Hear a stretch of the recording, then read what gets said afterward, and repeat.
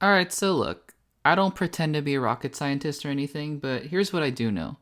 I do know that tier list videos are super fun to make, and I also know that you guys seem to really enjoy them, and I also know that I just finished the Infinity Saga rewatch series, linked to the playlist in the description below, and I also know that I just love Marvel stuff.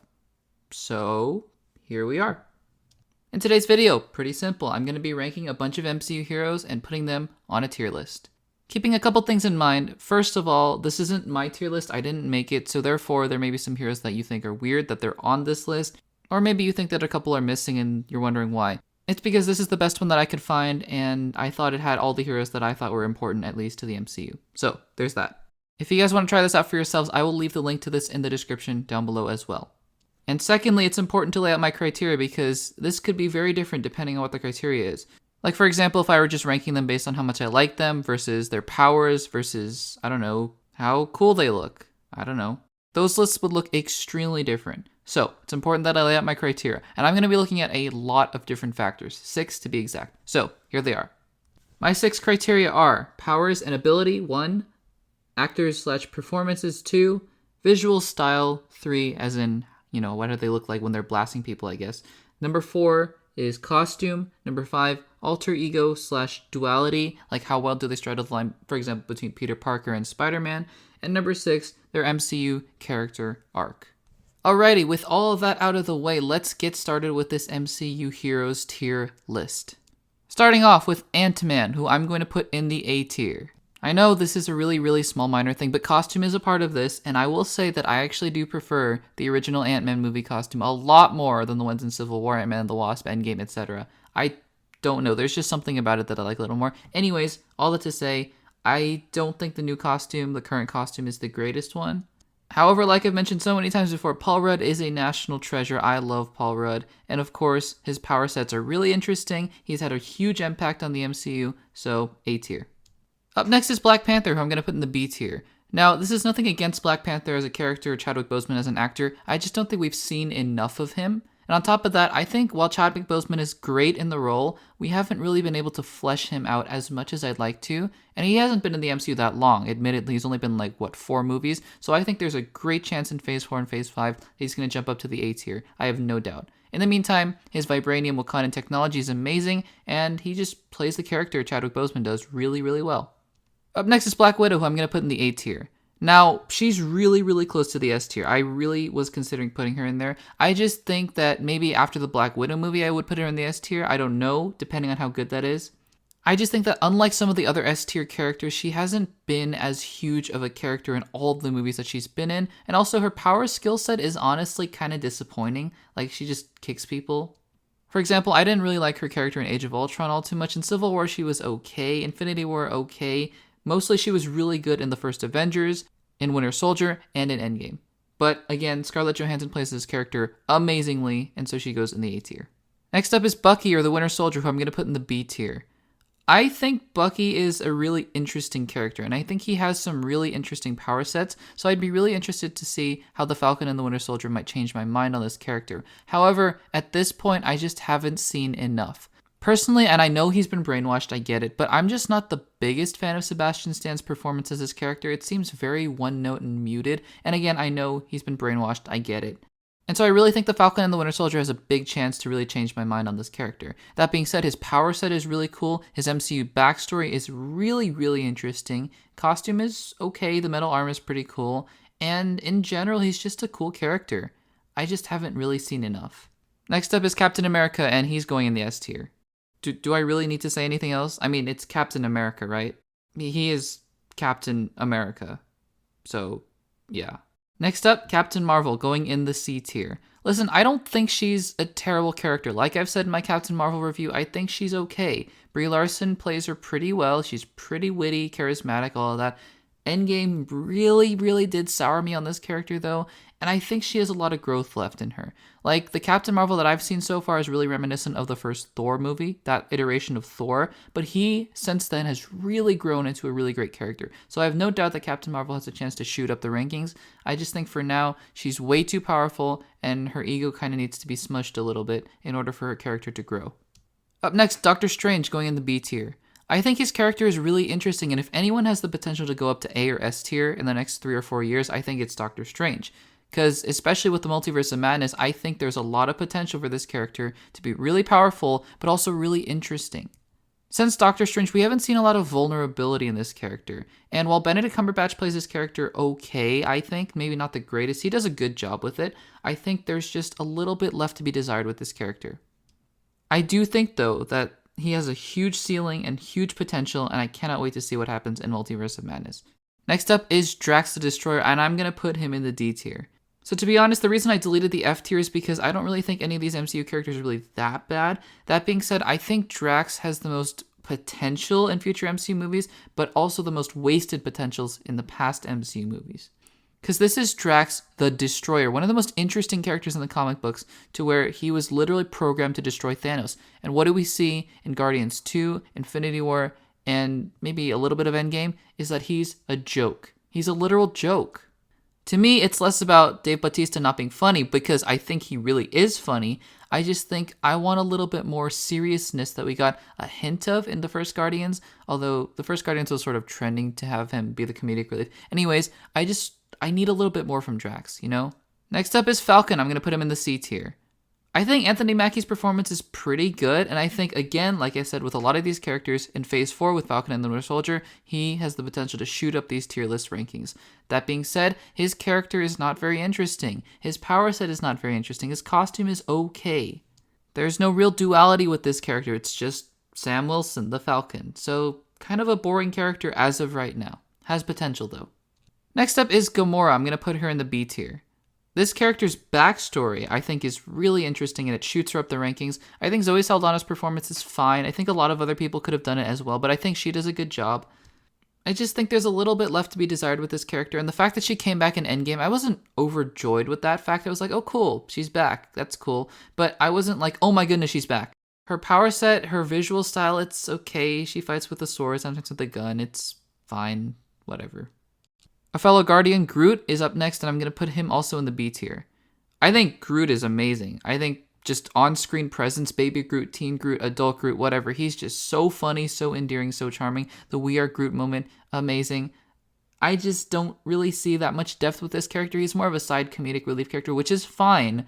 I'm just, hesitant. I would have put him in the C tier if not for the fact that he was just so charismatic and funny. But again, not that much to this character as of yet. Another original Avenger, Hawkeye, I'm going to put him also in the A tier. Listen, even though it's Hawkeye, I think every time I see him on screen, I love this character. I think Age of Ultron really, really helped this character, and I think that giving him a family, giving him a motivation was one of the smartest things that Joss Whedon ever did for the MCU. I love Jeremy Renner in the role, and I think he's such a great member of the original Avengers. Next up is Heimdall, who I'm going to put in the D tier.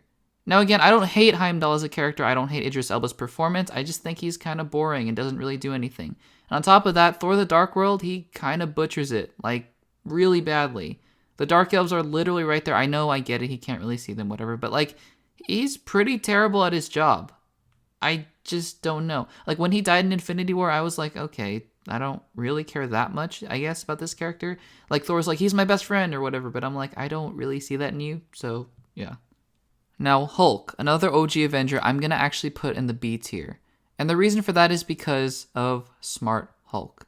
I think the Russos in Infinity War and Endgame really did botch this character. There was a lot of missed opportunity here, and I really do think, aside from the first 10 minutes of Infinity War, that the Russos had no idea what to do with the Hulk. And I'm a little disappointed by that. I really am. Aside from that, Mark Ruffalo has been amazing as this character in the Avengers, Age of Ultron, Thor Ragnarok. It's just Infinity War and Endgame. Not that great. And I guess if we're including the Incredible Hulk too, that was also not so great.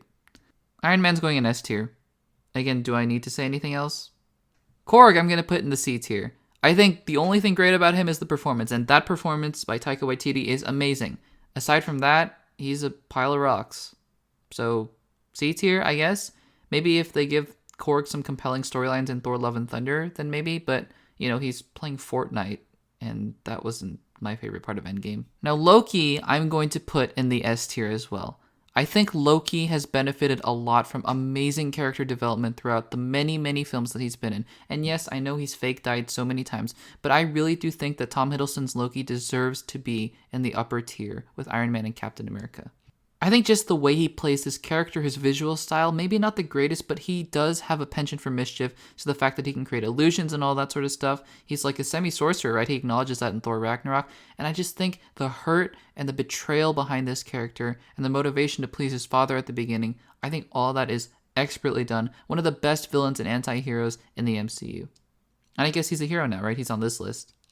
Mantis, I'm going to put in the D tier with Drax. I don't really like this character a ton. I think she can be really funny in the smallest of doses, and I think actually that the Russos really surprised me with how useful she ended up being in Infinity War, at least for that final battle on Titan. I just don't think her character offers that much to the Guardians. I'm gonna be honest with you. Not my favorite character.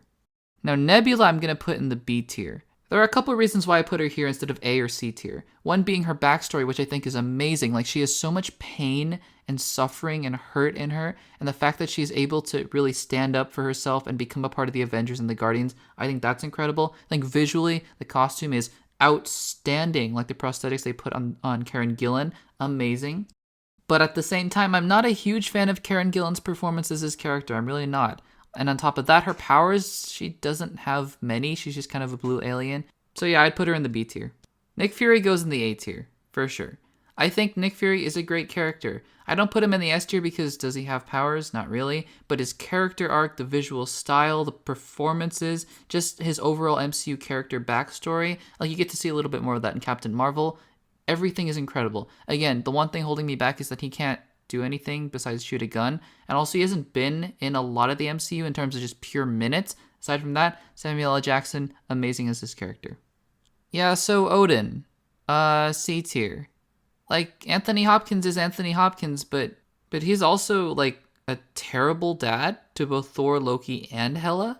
Like, if they had a better dad, then everything would have worked out so much better for those three. So yeah, not great.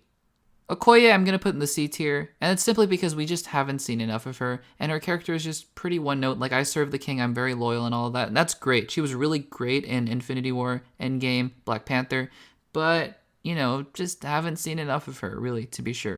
Pepper Potts, going in the B tier. Her character has had a ton of development, and I think that's great. Her relationship with Tony has really built him up as a better character, and she herself has really developed into a full three-dimensional character from being sort of a supporting role in Iron Man 1. I think, though, her appearance as Rescue at the end of Endgame was a little bit out of left field. Like, I was surprised to be sure, but I was like, how are you, like, why are you here, I guess? Love that Coulson's on this list. I'm going to put him in the B tier. He hasn't appeared in the MCU movies that much. He has appeared, of course, a lot in Agents of S.H.I.E.L.D., but from what we've seen from him in the MCU movies, he's great. I love Clark Gregg in the role, and I think he really, really was a good linchpin to bring the Avengers together in the first movie. And he was pretty okay in Captain Marvel, too. He didn't do anything, but still fun to see him. Yeah, so Quicksilver, I would put him in the D tier. I think he's pretty close to the C tier just because his powers are super cool, but this character really didn't add much to the MCU at all. Like, he added a lot to Wanda's character, I guess, by him dying, but, you know, he's dead, so, yeah. D for dead, I guess? Rocket Raccoon is going in the B tier, but I think, I have a feeling if I were to redo this tier list ever again after Guardians 3, he would go in the A tier. Because I think there is so much potential for his backstory and just the amount of hurt and pain he's been through cybernetically that I really do think that he has a ton of untapped potential that I cannot wait to see in Guardians 3. So for right now, I love Bradley Cooper's performance. I think he's a really, really good companion to Groot and the Guardians. I'm just waiting to see that little bit extra to put him in A or S tier. Wanda Maximoff is going to be the fourth person I put in the S tier. I think her character development is outstanding, and I think she has the potential to be even better in Phase 4. On top of that, her power set, her visual style is amazing. Costume, okay, I'll admit the costume is a little bit, you know, generic. It's just like a coat, I guess, or whatever. But anyways, I mean, you couldn't do the comics costume. That would just be way too much. So yeah, and Elizabeth Olsen's performance, great. Relationship with Vision, great. Relationship with the Avengers, amazing. Relationship with even Hawkeye, one of her mentors, great. Everything about this character, I think, is clicking on all cylinders, and she has huge potential for Phase 4. Shuri, I'm going to put in the C tier for the exact same reasons as Okoye. I think she's great. Letitia Wright is great. Just, you know, haven't seen enough of her. Peter Parker goes in the S tier. every single time he's on screen, I love Tom Holland's performance. His power set, amazing, of course. And the suits that they give him in the MCU, I think they look fantastic. And just his character backstory development, relationship with Tony Stark, relationship with MJ, Aunt May, Happy Hogan even, his friend Ned. I think everything about this Peter Parker and Tom Holland is just so perfectly done. You already know he's going in the S tier. Star-Lord, I'm going to put in the B tier. I think he's an okay character, and I think Chris Pratt is really great in the role. I just think there's something missing. I'm not even sure what it is, but like losing his mother, his father, the love of his life, it just doesn't feel like this character has been through much, even though he's been through so much. I don't know if it's the way that Chris Pratt plays him, but yeah, I'm just not super sold on this character. Again, I acknowledge, though, that this character development for Star-Lord has been just tremendous, so he's going in the B tier. I would put the Ancient One in the C tier. I think her powers are incredible, and Tilda Swinton is incredible. Aside from that, not much to talk about here. Like, she's a pretty generic mentor figure, I guess, for Doctor Strange, but again, she's really lifted up by Tilda Swinton's performance, and also the power set. Thor goes in the A tier. And you know why he's not in the S tier. Because of Endgame.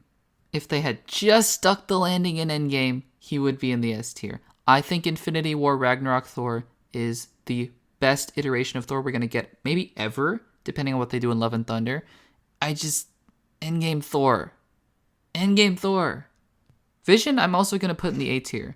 I think visually and, the costume, he's a really interesting character. And I think even the backstory and development for his character of how he slowly becomes more and more human throughout the MCU, Infinity Saga, I think that's actually really well done, really subtle in really nice ways. Like, I would never have imagined a Wanda plus Vision romance working when I saw them both in Age of Ultron, but it works in Infinity War. It somehow works. So that's actually a really good thing. Rhodey, I'm going to put in the B tier. I think the War Machine costume, minus a couple iterations, is just super cool to look at. And I think James Rhodes, played by Don Cheadle, he's okay. He doesn't have that much backstory, to be sure, but he's still a fun character. And he's a really good companion to Tony, and I don't know what he's going to do now that Tony's gone. I don't even know what the future of the MCU holds for him. Maybe he's a Skrull. I don't know. But yeah, he's a pretty cool character. Wasp, I'm going to put in the C tier. I think Evangeline Lilly is good in the role, and I think her chemistry with Paul Rudd is pretty good as well. I just don't think we've seen enough of her to make her stand out as of yet. I think maybe give it one more movie and I might bump her to the B or the A tier, but for now, we just really haven't seen enough from this character to make me really, really care about her. Wong, I'm going to put in the C tier. I think he's a funny character, and I think Benedict Wong is a really funny actor, and he plays the role really well. I just don't think he does much of anything. He's just another generic sorcerer who happens to have another personality. So that makes him unique, I guess, but other than that, yeah, not much. And finally, Yondu Udonta goes in the B tier. I'm super glad they included him on this tier list because I think after seeing Guardians 2 and seeing his character arc from 1 and 2, I love this character, love Michael Rooker, and I think James Gunn did such a great job with the character arc, and so I'm going to put him in the B tier. And those were my rankings of the MCU heroes put on a tier list. So what do you think of my rankings? Do you like them, dislike them? Let me know in the comments down below, and let me know, wink wink, if you want to see a villains tier list, wink wink wink wink. Anyways, make sure to subscribe if you haven't already. There's a ton more Infinity Saga stuff coming up, and I can't wait to share it with you guys, so make sure to subscribe and stay notified of all the future videos coming up. If you want to check out some more videos, check out the videos on the screen right now. Thanks for watching, and I'll see you in the next one.